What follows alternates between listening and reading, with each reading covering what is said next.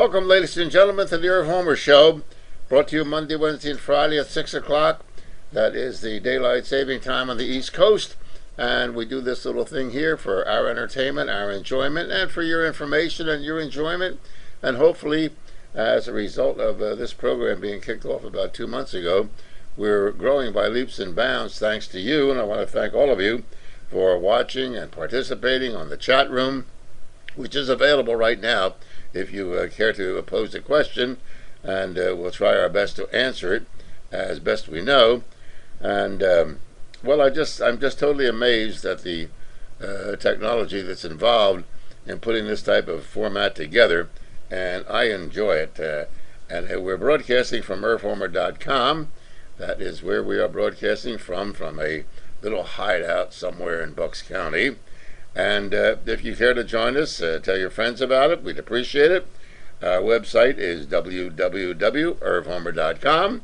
And my email, and a lot of you folks know my email address, but I'll repeat it once again, evilerv@irvhomer.com. evilerv@irvhomer.com is the email. Once again, there's a chat room for you to participate in during this next hour, and we hope to receive your questions and hopefully can answer them to the best of our ability. Or if it's an opinion, I will tell you it's an opinion. If it's fact, I will tell you where the facts came from. And it is just an amazing thing, and I appreciate the folks that I see on the street, the response that I get from email, from personal phone calls, those of you who have my phone number, and it's just amazing, and I am enjoying it.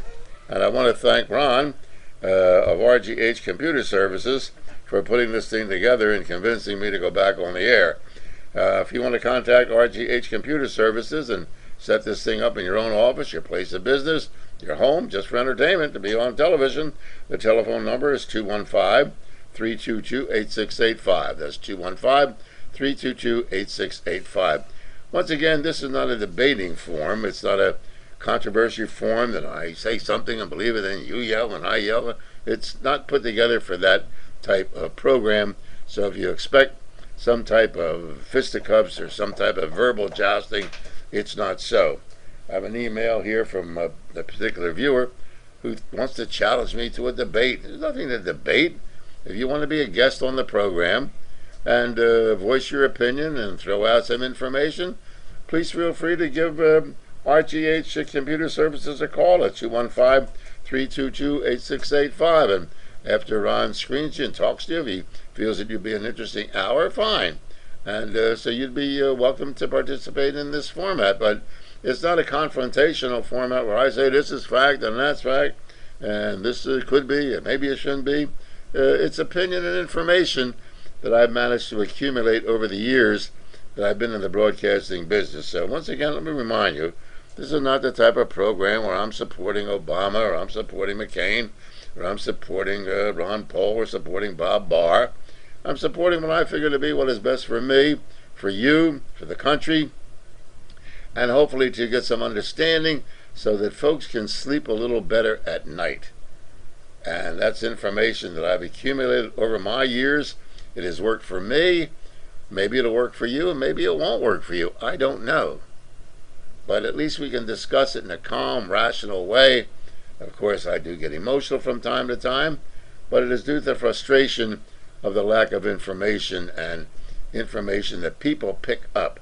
I mean, I don't want to get involved in a whole big battle as to why the buildings, the World Trade Center came down. They came down, and 3,000 people were killed, and Building 7 came down, and that can be debated and argued from now to doomsday. I merely present a possibility of how it could be done. In my opinion, if you're a technical engineer that knows architecture, how buildings are built, how buildings are destroyed, fine, more power to you, God bless you. But don't think that I'm going to get involved in a, pardon the expression, in what I referred to in my youth as a pissing contest with anyone. I don't intend to. It's not my purpose. I did that type of programming for 30 years on commercial radio and do it on television, and don't intend to do it here. So once again, if you have something important that you want to say, fine. Give Ron a call at Computer Services, RGH, at 215-322-8685, and maybe we can put you on and voice your opinion, and maybe other folks will agree with you. Maybe some of you won't, some of them won't. The big night tonight, of course, ladies and gentlemen, Monday the 25th, is the opening of the Democrat National Convention. And I'm sure many folks will be glued to it, and many folks will be watching and forming opinions and debating.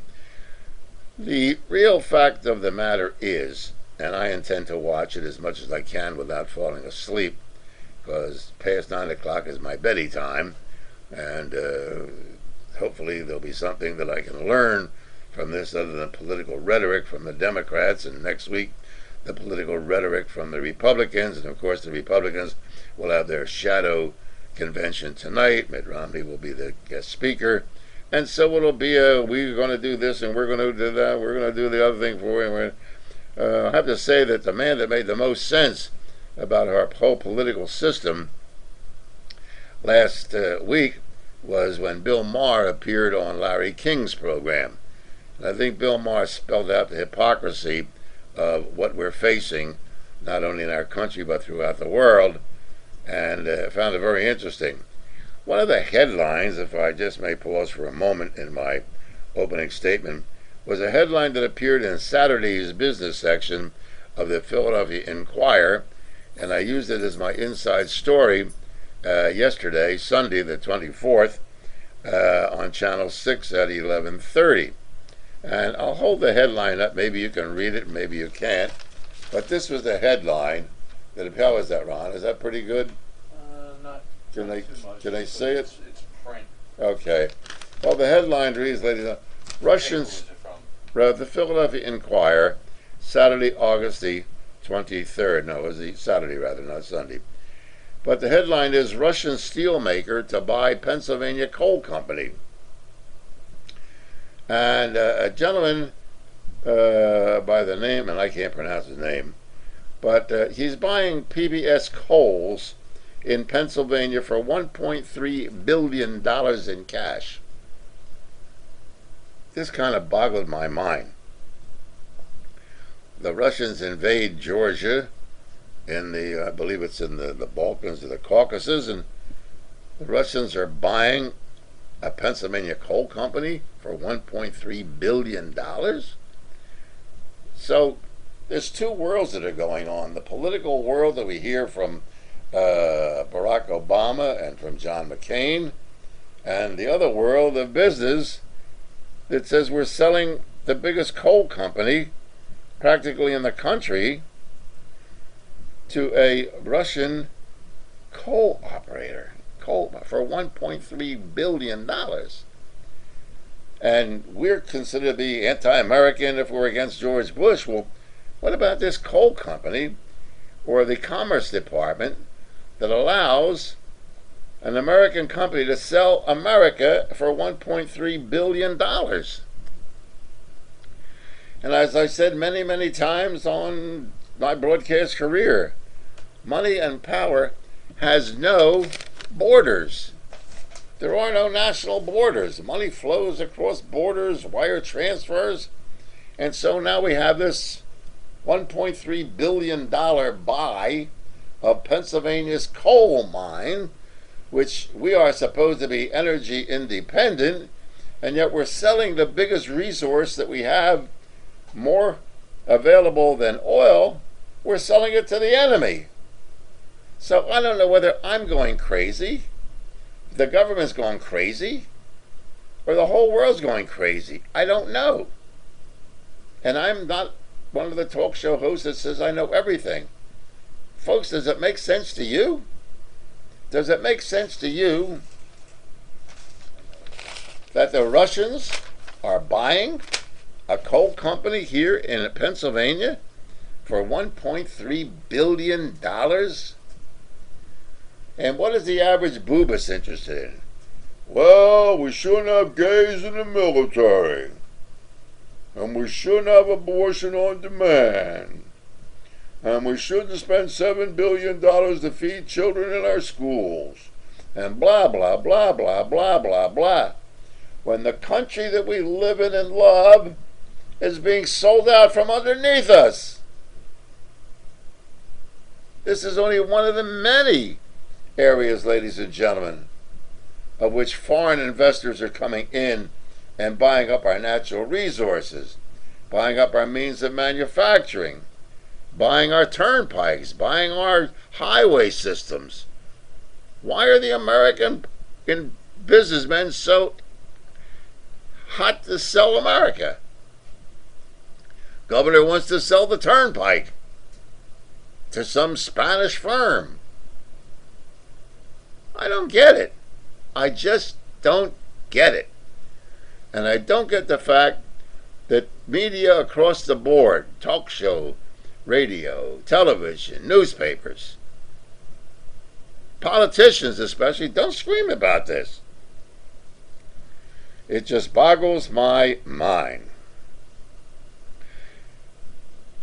Listening a little bit today to Mr. The drug addict, he's all concerned about the history of Joe Biden and the fact that Joe Biden, who was the vice presidential candidate for the Democrat Party, Joe Biden's son works for MSNBA and and he works in Did anybody ever research the royal progression of the Bush family in America? Ladies and gentlemen, we don't have a royalty in America, but we have rule by divine birth. Your daddy's heavy in politics and you come out of the right womb with name identification across the board. State governments, federal governments, local governments. You see the same name identification over and over and over again, in which families that used to be in the manufacturing business, Ford for example, Chrysler companies, used to pass on generations of business to their children. We now have a country in which families pass on the political legacy to their children, and the families now become political corporations. And yet Mr. Oxycontin never mentioned the family of the Bush family. Yep. And the good fortune that our present president had by being born of the right womb, his brother Jeb being born of the right womb, and the brother Marvin that nobody talks about. Where's Marvin Bush? Mr. Drug Addict, why don't you talk about the present people who are governing our country for the last 8 years? And will you dig into McCain? Will you dig into whoever appoints McCain? Mitt Romney's father was George Romney. Check it out.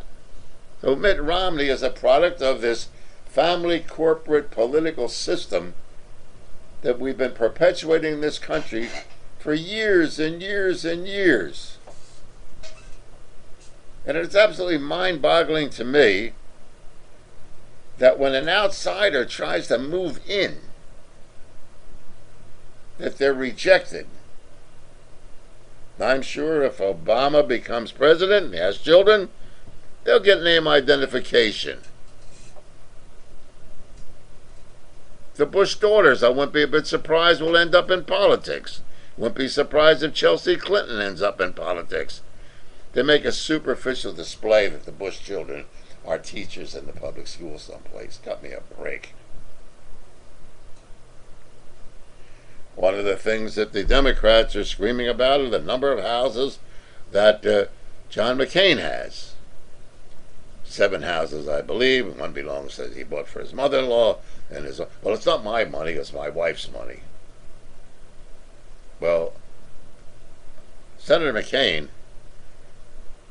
my tax money is not your money either, but I'm sure you're going to spend it. I'm sure you're going to know exactly how much the government collects from we working suckers, namely taxes, and where that money's going to go. And if you don't know how much money your wife has, or where it goes, how can I expect you to know where my money's going and my viewers' money's going? There's nothing wrong with being rich. But don't fake it. Say, listen, it's my wife's money. She handles the money, I don't. I don't know nothing. Thank you very much. Now, is that going to transcend if you become President of the United States? These are the questions that I think we deserve as poor peasants to know. One of the things that I find interesting is we are a two-party system in America. Ladies and gentlemen, I want someone to search the Constitution of the United States and find out where it says we are a two-party political system in the United States. We're not. We are a multi-political party system. What has happened is the Demopublicans, or the Republicrats, have taken over the political power in this country to eliminate any third party whatsoever. The Libertarian Party, the Green Party, the Nader Party, the Bob Barr Party, the Ron Paul Party. And they've got that political power that makes ballot access almost impossible to get on the ballot. And because of the fact that most folks are only familiar with Democrat and Republican, most people think we're a two-party system. Well, I remember interviewing a gentleman from New Jersey who had a legitimate political party, and I had mentioned it when he suggested coming on the air, and I said, fine. And he sent me the literature and the registration of his political party, and the party was called the Committee to Eliminate Bureaucratic Bullshit. Swear to God, look it up yourself. Look it up yourself. That was the name of his political party. Legitimate party. Of course, when I called management and I said, I want to have this gentleman on the air, they said, well, don't play to the prurient interest of your callers and your listeners. I said, I won't. Don't make an exaggerated point to introduce him more times than would be necessary to identify your guest, which I didn't. As I introduced a Democrat candidate or a Democrat politician or a Republican, I introduced my guest then as the Committee to Eliminate Bureaucratic Bullshit. And that's a legitimate party. You can check it out yourself. So our chat room is busy, and we will get to our chat room in just a moment. The important thing is the opening of the Democrat National Convention will start tonight. Of course, the protesters out there. And I want to speak for a moment about protesters, and we'll get to the questions on the chat room. I love legitimate protests. I think legitimate protests with a legitimate cause, not a one-issue cause, but across the board, is one of the advantages that we here in America enjoy as one of our freedoms. But when you've got half-baked protests of simple, idiotic, nonsensical protesting for disruption purposes only, you people should be ashamed of yourselves. You get no sympathy from me whatsoever unless you have a legitimate protest in which you can prove for a fact that the government is infringing some way on your freedoms, your right of expression, enslaving you in some way. A legitimate protest is the obscene income tax laws that we have in America. That's a legitimate protest. And as some of the legitimate protests that I've been involved in over the year, our income tax laws have been changed. Not as much as I would like to, but where hearings on a flat tax or hearings on a national sales tax, those things are still laying dormant. Fortunately, the Libertarian Party has not forgotten them. The one thing we're not talking about in this election, what effect will the Libertarian Party have on the election, and whose votes will they steal if people vote Libertarian for Ron Paul or Bob Barr? Don't forget, Ron Paul received over 100,000 votes in the state of Pennsylvania, which is one of the swing states. Now, will that hold true in the national election? And if so, what party are they going to steal the votes from, the Democrats or the Republicans? But because many folks still live under the impression that we're a two-party system. The Libertarian Party, the Ralph Nader Party, the Green Party, people think, well, they're just freaks. They're nothing. We're not a two-party system, folks. We're a multi-party political system in which the Democrats, the Demopublicans, and the Republicans, which is really one party with two wings,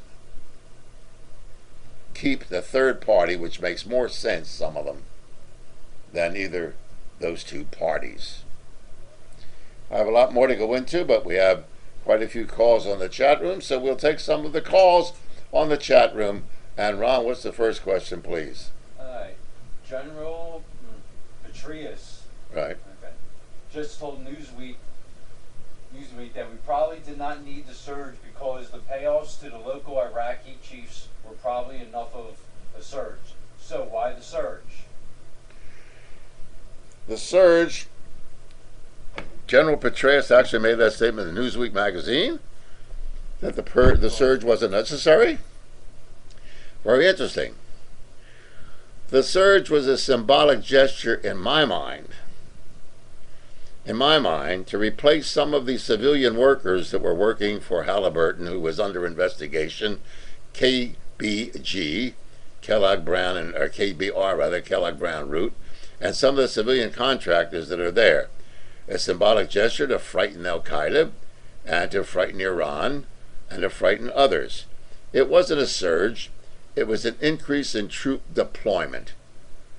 Many generals that have been fired, and if you go through the list of generals that have been fired, Tommy Franks and other generals, that Wesley Clark, others who have been high up in the field of military promotions and administrations, said many, many times there just aren't enough troops there. There aren't enough troops there. And so this surge, and we give these names to things, surge, it was an increase in troop deployment. That's what it was. Nothing more, nothing less. And the billions of dollars that Petraeus knows is missing, now admits maybe that money went to pacify the drug lords in Afghanistan because we wanted to buy the Afghan farmers that were growing poppies. And they said, you can't pay us enough money for the money we make producing heroin. And that's where the money went, to buy those drug producers off. So Petraeus knows what he's talking about. But you must remember, we have a cowboy in the White House who made some crazy statements, mission accomplished, if you ain't with us, you're against us. The evil trio of Iran and North Korea and Iraq. I mean, he just blasted this garbage out. We weren't there for regime change, so we toppled Saddam Hussein.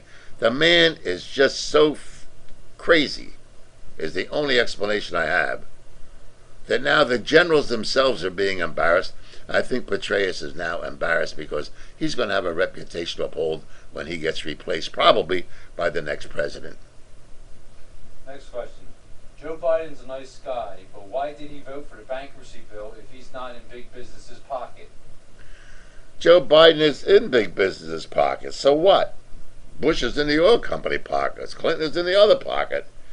Joe Biden, you must remember, represents the state of Delaware, that the biggest percentage of corporations in the country incorporate in the state of Delaware. Delaware has very favorable tax laws to big business. You want to incorporate? I have a corporation in Delaware. Am I right, Ron? Yeah. I have a corporation in Delaware. Why would I incorporate in Pennsylvania and pay the obscene taxes in the state of Pennsylvania? So Joe Biden, who has been a senator in the state of Delaware for many, many years, has done for what he is supposed to do for the people in the state of Delaware, and that is to make Delaware a fiscally sound little state. Delaware was the first state in the Union, don't forget. And business runs Delaware. The DuPont family at one time in the state of Delaware ran the entire state of Delaware. That's why there was no liquor sales on Sunday. There were no movies on Sunday. The DuPont family didn't want hangovers on Monday morning. Things have changed in the state of Delaware, but Delaware is the corporate headquarters of the 50 states of the United States. So Joe Biden is certainly not going to go against the corporations, and especially the biggest credit card company in the country, which is a company that I invest in. However, you must remember this, and this is one of the problems that we have in America, folks. The bankruptcy laws were originally written with loopholes to get deadbeats, so deadbeats could be deadbeats. They had to tighten up the bankruptcy laws. They had to. And looking across the board of other states, it was incumbent upon Biden to support that bill. He didn't introduce it. He was a co-sponsor of the bill. It could have failed.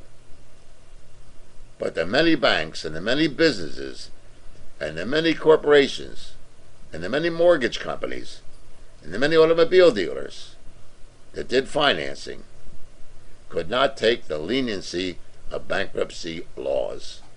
And so it was incumbent upon somebody to bite the bullet and say, listen, we got to tighten up on those bankruptcy laws because businesses are being hurt.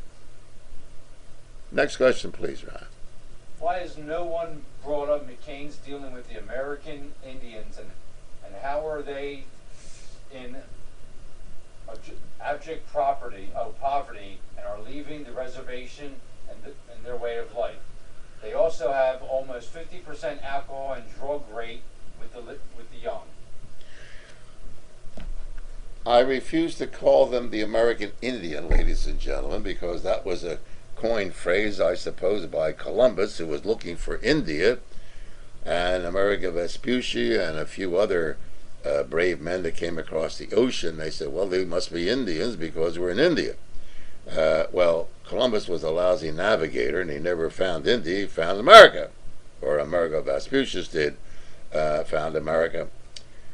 The problem with the Indian nations in America is, and if you want to check, then I guess I'm going to be called anti-American. The American government, over the period of years since the introduction of white men into this land we call United States, we've broken about 375 or so treaties with the Indians that we had made. Another problem is that there were 6,000 tribes, different tribes in America, and they used to kill each other. Blackfoot would kill Sioux, Sioux would kill Cherokee, Cherokee would kill Blackfoot. So it wasn't a cohesive Indian nation. I'll use the word Indian, but I don't like it. It wasn't a cohesive country of all the red men, quote, being politically incorrect, all the red men attacking the Caucasians. And they made deals with the white men, with the white armies. And those deals were, we'll play ball with you and let you develop if you'd kill the Cherokees. You got the guns, they don't have horses. We introduced the horse, the Spanish introduced the horse, I believe, the United States. So it's been a history of destroying the so-called Indian nations. To give up the culture and the history of some of these tribes is extremely difficult. To compromise their religious belief, if you call it religious belief, their idea of many, many gods, not one, is extremely difficult. And through the frustration of living on the reservation of land that we allegedly gave them to be fruitful and multiply, the alcoholism and the suicide rate among our Native Americans is obscene. They're getting even a little bit with the casinos. But the big problem, once again, and I was involved in the Pennsylvania Bureau of Indian Affairs with a very dear friend of mine who was a Blackfoot Indian, Preston Tompaho, at the time that who was governor, Shapp was governor. And at one time, the Department of the Interior identified who was an Indian. Was it half blood of the mother? Was it 1/3 blood of the father? Was it a tribal tribe you belonged to? Who's an Indian?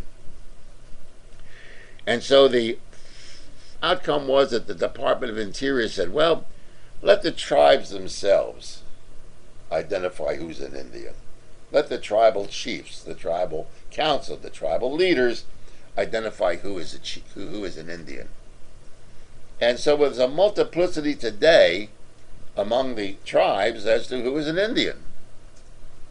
Each Indian tribe has its own identification of who's an Indian.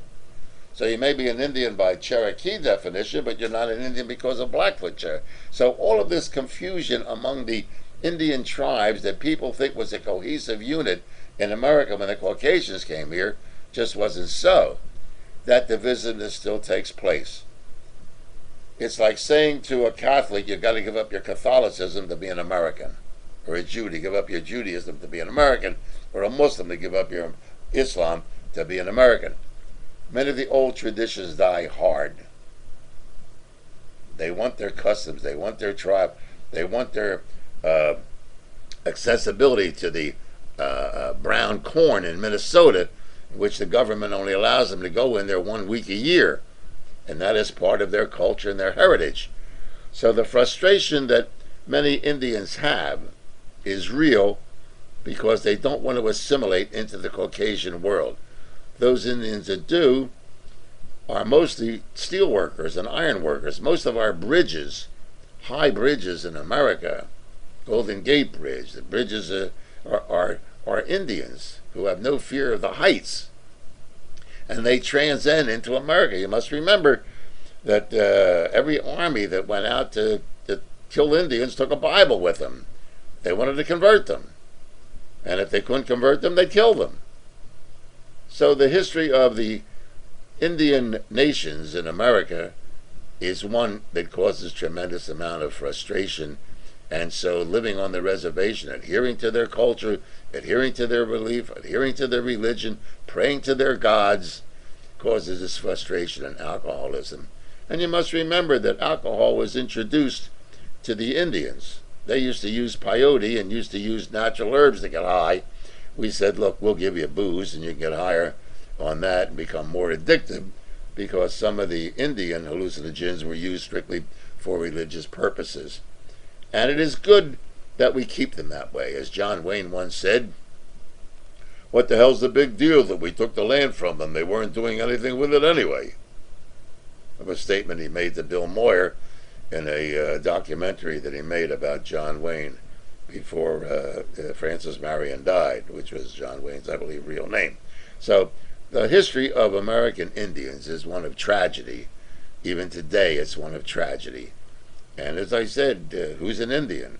We have that among Jews. Who's a Jew?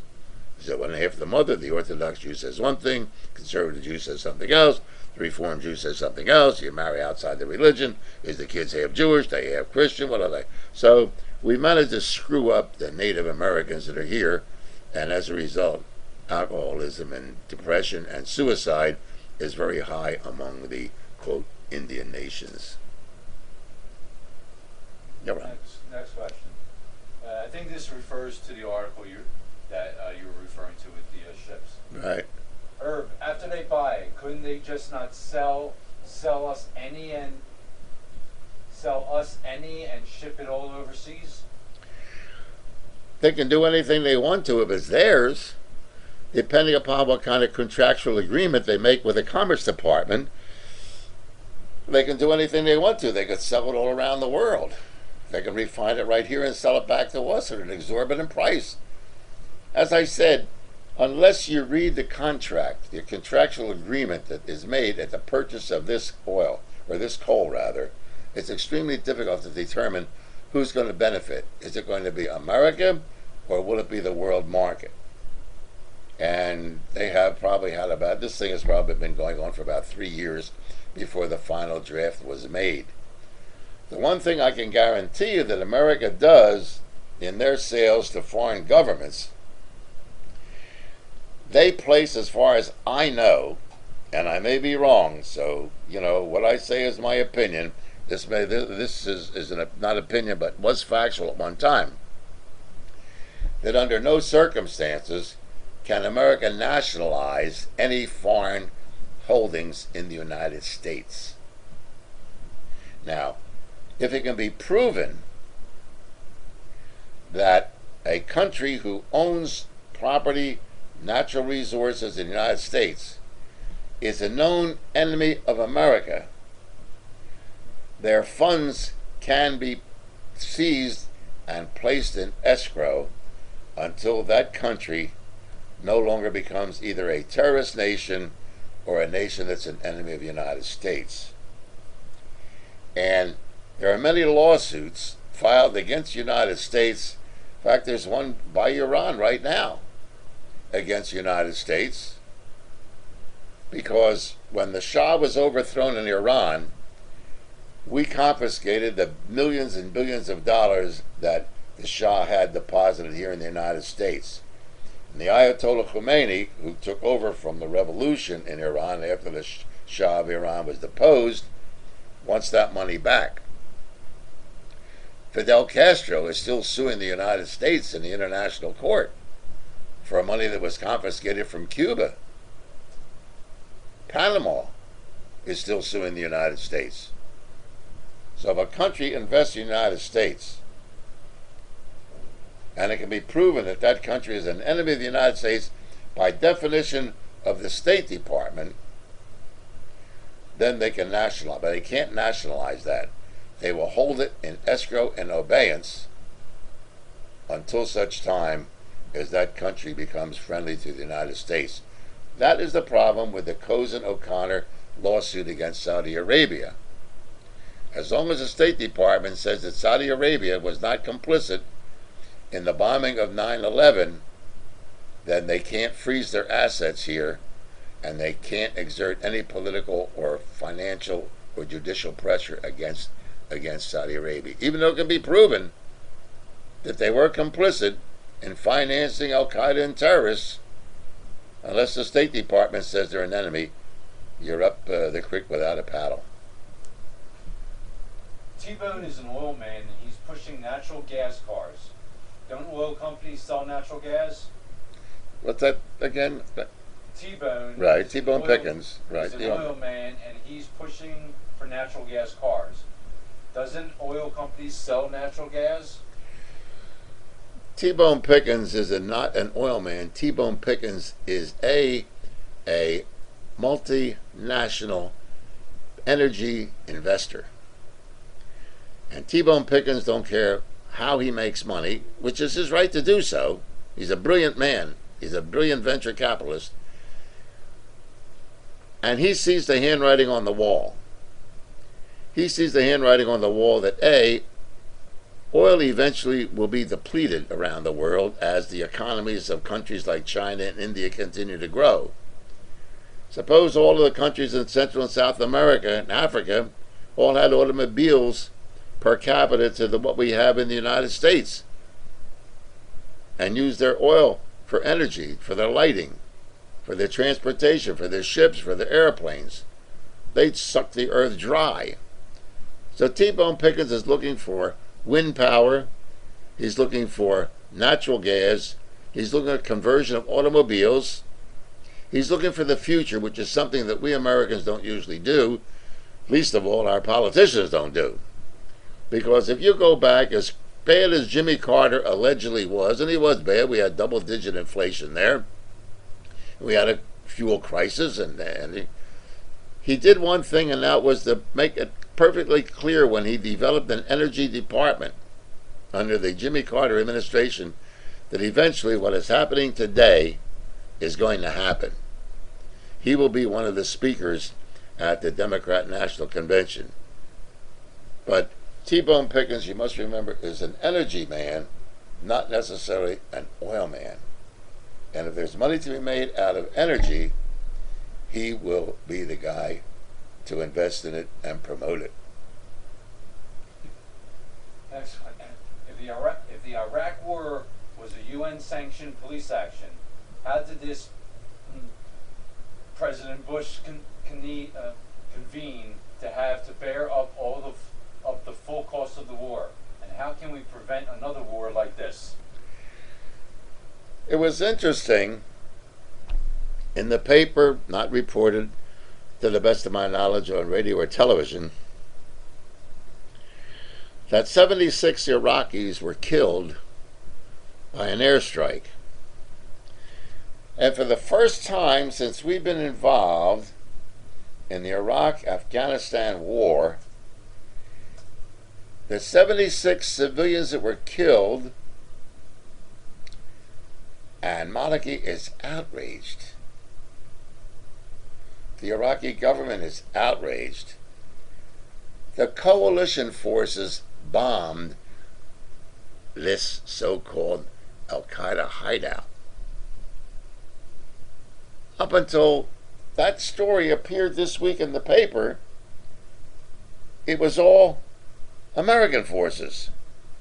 Now the article said the coalition forces.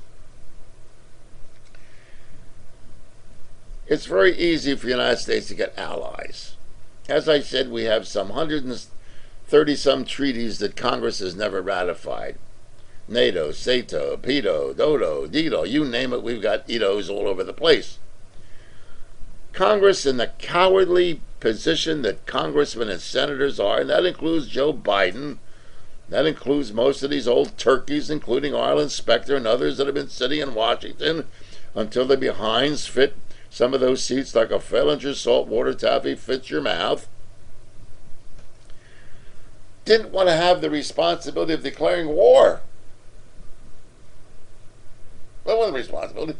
They didn't want the responsibility for the Korean War. They didn't want the responsibility for the Vietnam War. They didn't want the responsibility for Grenada. They didn't want the responsibility of any damn war. And so they said, because of the instantaneous troop movement today that doesn't occur many years ago, where we could see the troop movements made and prepare for defense, we have to give the president a War Powers Act. This War Powers Act gives any president, blind, cripple, or crazy, the right to go to war for 90 days, to be reviewed and then refunded, refinanced every 2 years.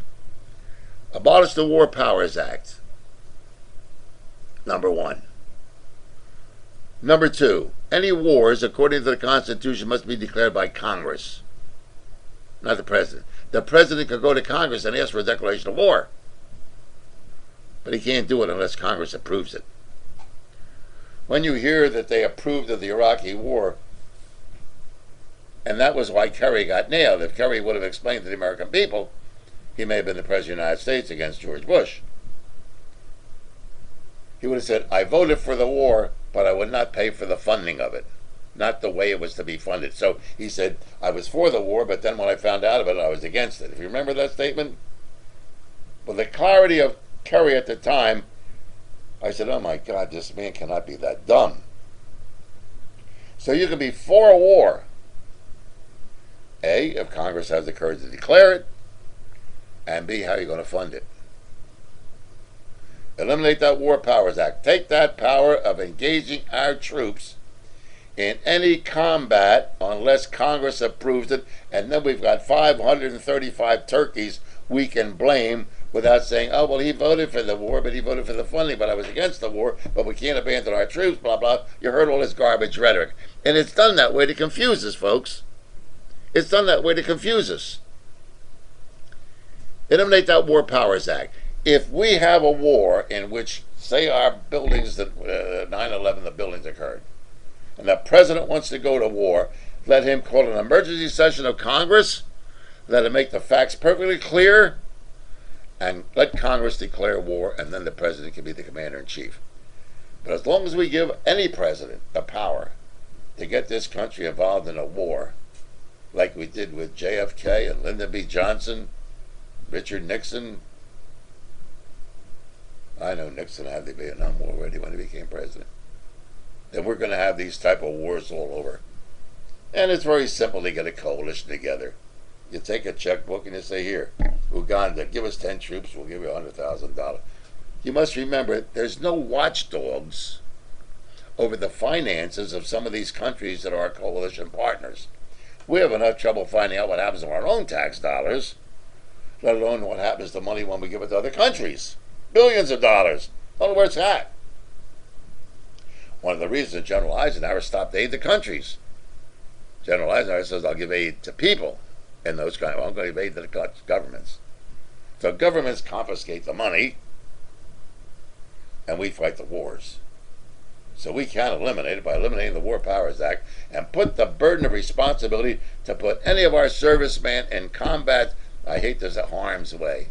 Harm's way, yeah.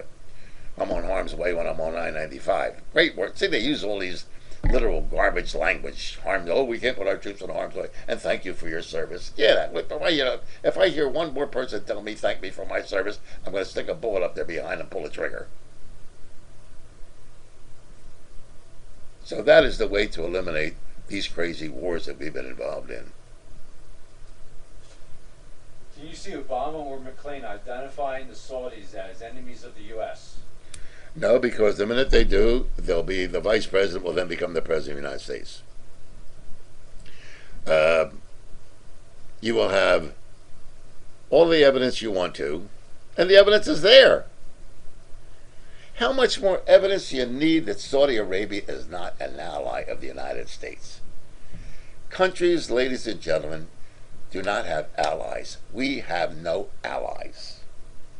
We have interests in those countries. And when that interest is no longer our interest, we dump them. And if either one identifies Saudi Arabia as other investigative reporters from around the world, Britain, France, Spain, Germany, Russia, when they identify the obscenity of the Saudi Arabian government with the Wahhabi religion, which is part of the old Hammurabi Code, maybe using terms that you're not familiar with,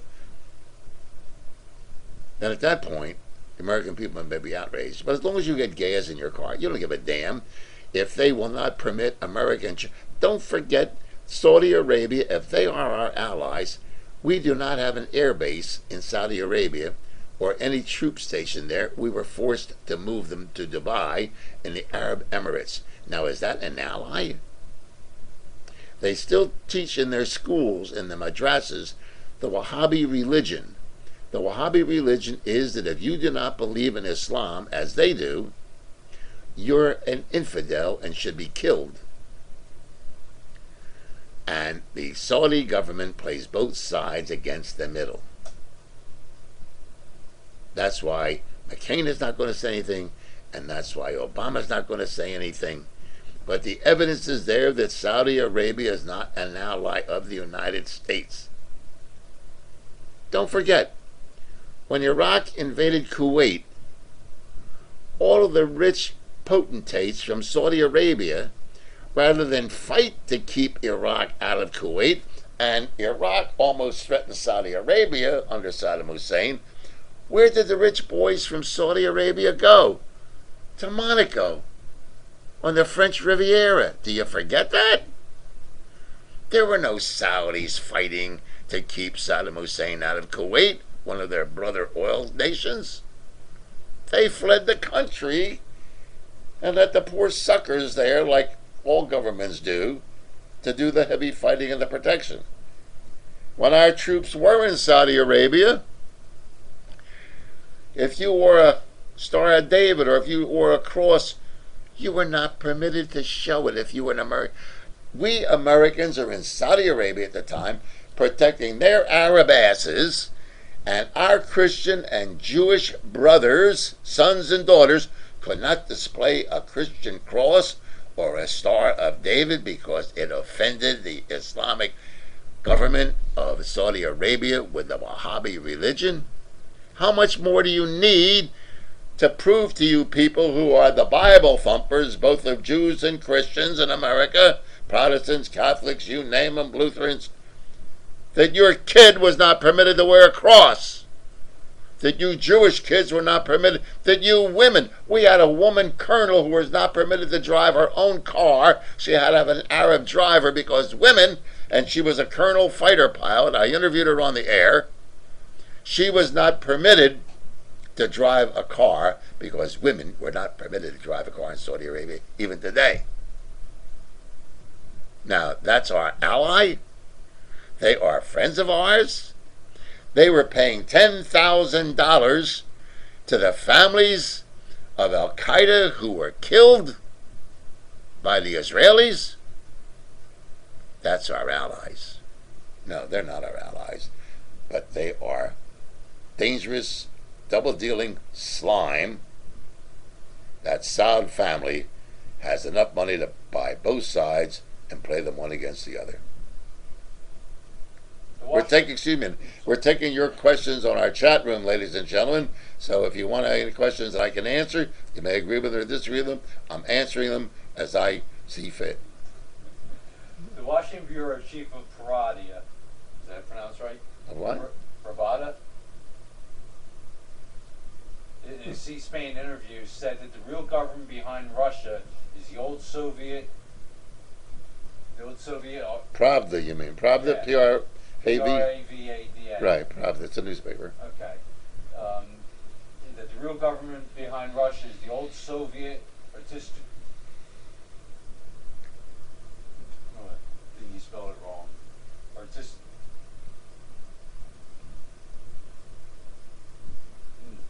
Okay, well, he feels that the wall falling down is only a lost battle. They are now using corporate takeover model for the next battle phase. What do you think? Well, communism, the Soviet Union was never really destroyed. The communist threat of the Soviet Union is still there. The power brokers, the old KGB members, such as Vladimir Putin, and the old communist bloc is still there. The hurt still exists in the Soviet Union, and I still say it's not Russia, is there. They lost their empire. They're not happy about that.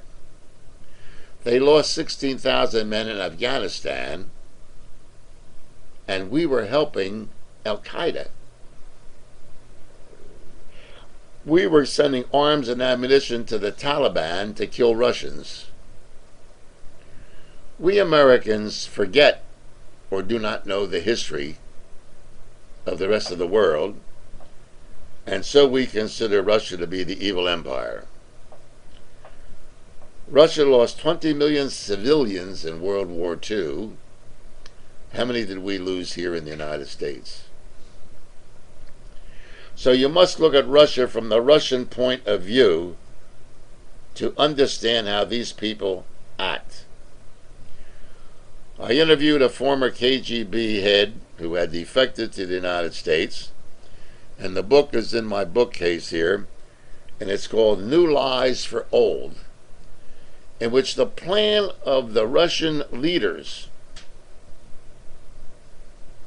the aristocracy of Russian Communist Party, had already developed a plan of attack, financial, religious, political, in the event of the collapse of the Soviet Union, if for this freedom for independence took over the Soviet Empire. And so you've just got the same characters using different names in Russia. You must remember they couldn't defeat us militarily, but they sure as hell are doing a great job defeating us financially. We learned communism, but damn it, they learned capitalism. And they know that you can convert more people with money than you can with bullets.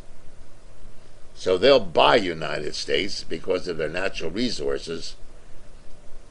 And as the former Prime Minister of England said many, many years ago, I care not who rules the country as long as I know who controls the money. Well, if Russia controls the natural resources of the United States by buying up oil companies for $1.3 billion, and they buy up the natural resources around Europe, what's the difference whether they have troops occupying it or whether they own it with sole ownership recognized by the World Court? Russia hasn't changed its ideology. It's just changed its method of operation. Any more questions? Oh, yes, we have a few more. Why can't someone on the left articulate as well as Rush? Isn't there enough hypocrisy on both sides? Because the left is made up of a fragmented bunch of dinglings who, in my opinion, are leftists because they're too dumb to learn how to attack conservatism. The people that are articulate on the left, such as myself, who at one time was a flaming socialist, and the ideology of socialism and communism makes more sense than the lack of knowledge that people have about capitalism. People confuse socialism and state capitalism. State capitalism is evil. Socialism is not evil. But people have to be led by idiots like Rush Limbaugh. People, to be free, ladies and gentlemen, you've got to not only free your arms and your legs, but you got to free this. You got to free your brain. Limbaugh sees to it that your brain is never freed. The conservatives are smart enough to know how to freeze your thought process. The liberals haven't learned yet how to free. Let me repeat that. The liberals are not smart enough to be able to be distinguished between liberalism and anarchy. And that's why liberalism in America usually fails. I have to say, and you can check the record, the more Limbaugh was to the right, the more I was on WWDB to the left. When Limbaugh was on WWDB, my ratings as a middle-of-the-road to the left were as high as Limbaugh's and times beating. When he moved over to WCAU Radio, the same thing occurred. We played seesaw. He would be up in one book, I would be up in another book. So Limbaugh never beat me as he has destroyed Air America. When you have idiots like Al Franken on the liberal side on radio, it's a disgrace. And I've said many, many times, I personally think that Air America, the so-called left-wing air programming that's supposed to combat the right conservative movement, is paid for by the right to make liberals look like an idiot. Give me 3 hours of time against Rush Limbaugh on any commercial radio station, and I'm not bragging, but of course I really don't want the job. But if the job was offered to me, I'd take the job for $50,000 a year, which is peanuts, chump change. It would just about pay my expenses to get to the radio station. I guarantee. I'll tell you what I'll do. I'll even make a better deal than commercial radio stations. I'll work 1 year for nothing if I don't beat Limbaugh's ratings. I will work 1 year for nothing. 3 hours, guarantee you all the money from the sponsors. I'll do live commercials. And if I don't beat Limbaugh in the ratings, you will have a guy working for 1 year free. Now there's an offer to commercial radio. Spread it around. I guarantee you there won't be any takers. Limbaugh and the conservative talk show hosts have frozen your brain. Those ditto heads of his, of Medved's, Michael Savage is a little bit different, Hannity, even Alan Colmes was supposed to be a liberal. It's a disgrace the way Hannity walks all over him. Even Alan Colmes' radio program is horrible if he professes to be a liberal.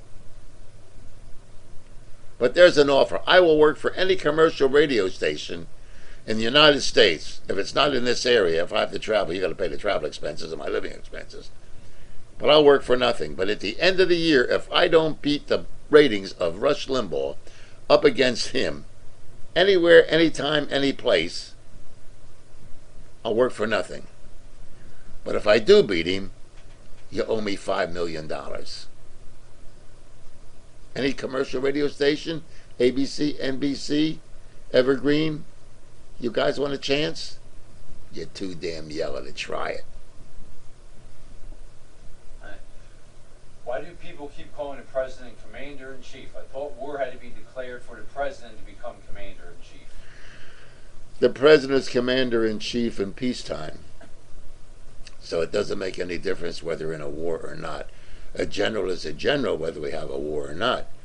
He, in essence, according to our Constitution, is the commanding officer of all military. So the commander-in-chief is strictly a title that the President of the United States has, but it does nothing to do whether we're at war or we're at peace. And the fact of the matter is, if he were actually the commander-in-chief, when he leaves the president's office, he would get two pensions. One is the commander-in-chief, and one is the President of the United States. So it's a name only, my dear friend. All right, then this one probably goes with that. Does the military have to follow the president's order if he really isn't commander-in-chief? The military is obligated under the rules of military code and our Constitution of the United States for the president to appoint generals who will follow the War Department, the Defense Department's guidelines as established by the president and by the Congress, because Congress still appropriates the money for those generals to fulfill the wishes of the president of the Defense Department. So we do not have an independent military that can do anything it wants to. That would be subject to total court-martial, and it would almost be subject to a military coup, a takeover of the civilian government of the United States. Do you think Israel will attack Iran, or the U.S. has to do it? Speaking to and I had mentioned this, I spoke to a Israeli general in the IDF, the Israeli Defense Force. Israel's total dependence of longevity depends on the Israelis. They do not depend on the United States. If it comes to a fact where Iran becomes a military threat through nuclear missiles, Israel will not only attack Iran, but will destroy it. If Iran, and nobody is going to see, Israel knows that no one is going to come to the aid of Ahmadinejad. The crazy Ahmadinejad and those crazies who want to die and meet 72 virgins upon death are not the people of Iran.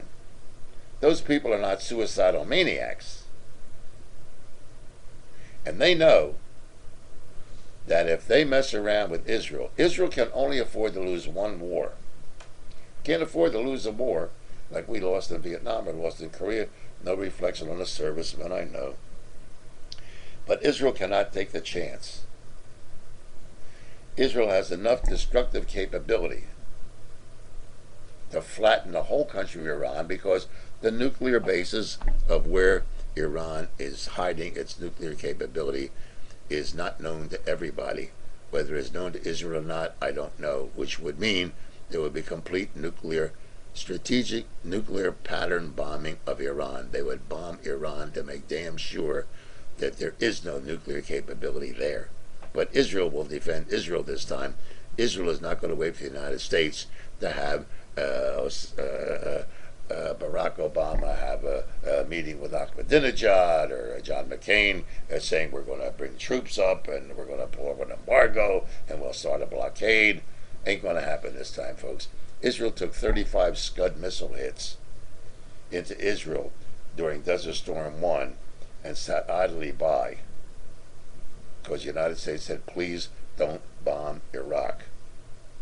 Israel will not take any more rockets or missiles coming from Iraq, Afghanistan, Iran, anywhere. Israel must defend Israel, and it will. And it could be Armageddon. If people are going to die, the Israelis are going to die because they try to protect Israel. They're not going to die because some nutcase is going to blow them up. One more question. Two great atheist thinkers of Jewish heritage, Sam Harris and Christopher Hitchens, believe that religions are the major threat to peace in the world. What are your thoughts? I think that Christopher Hitchens is a little bit too far to the extreme. And as far as Harris is concerned, I'm not too familiar with his writings, although I am. It's not the major cause of wars or divisiveness, but it plays an instrumental part, and I'll tell you why. McCain, in a statement at one of his speeches, said, "We must stamp out evil around the world," which I think, if you look at it, is about the stupidest statement anybody ever made. Because if the Al-Qaeda thinks that we're evil, then Al-Qaeda must stamp out the evil that they find. Evil, ladies and gentlemen, is in the eyes of the beholder.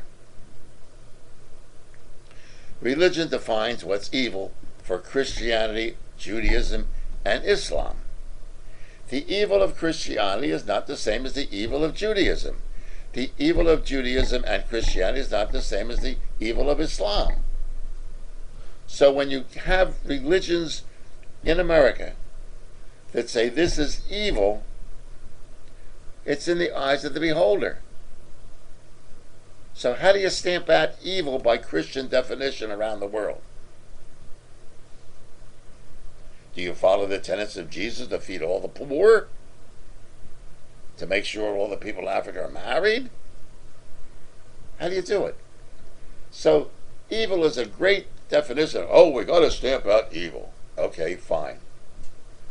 Whose version of evil are we talking about? And that's why religions confront one another on a constant basis. Even with own religions, you have Catholics thinking that this is evil. You have other Catholics saying it's not evil. You have those who say it's a sin. You have those, and somebody does say, well, it's not really a bad sin. It's only a half a sin. See, it's a venal, what is it, a venal sin? And so you have all of these things. So the idea of evil is stupid, and I can understand why Hitchens and Harris both say it. Because you can't define evil. Evil is being fat like me. It's stupid. It's evil. Evil is cancer. Evil is bullets. Evil is a nuclear bomb. What's the thing about that? Is a nuclear bomb a good thing? Or is it evil? Oh, it's only evil if it's dropped. Okay. That about wraps it up for today, ladies and gentlemen. Thank you so much for using the chat room. I'm Irv Homer, broadcasting from irvhomer.com. Our website, once again, is www.irvhomer.com. Email evilerv@irvhomer.com. We'd love to hear from you. The real issue of the election begins after Labor Day, so this is just the preliminary this week and next week. Once again, thanks to Ron of RGH Computer Services at 215-322-8685 for putting this thing together, 215-322-8685. We did enjoy your questions. I hope I answered them thoroughly. And once again, this is not a confrontational part of radio or television. This is information. If you want to appear as a co-host, please feel free to contact Ron, and he'll screen you. And if he feels that it's going to be an interesting hour, be more than welcome to. I'm Irv Homer once again. Thanks so much for watching, and to be continued. Don't forget, you can listen to this on the archive after you watch the election, during the election, or if you want to inform your friends. Tell your friends about it. Monday, Wednesday, and Friday at 6 o'clock. They can hear it live, or view it live, rather. And once again, the archives are available. Until the next time, thank you so very much for making this a success.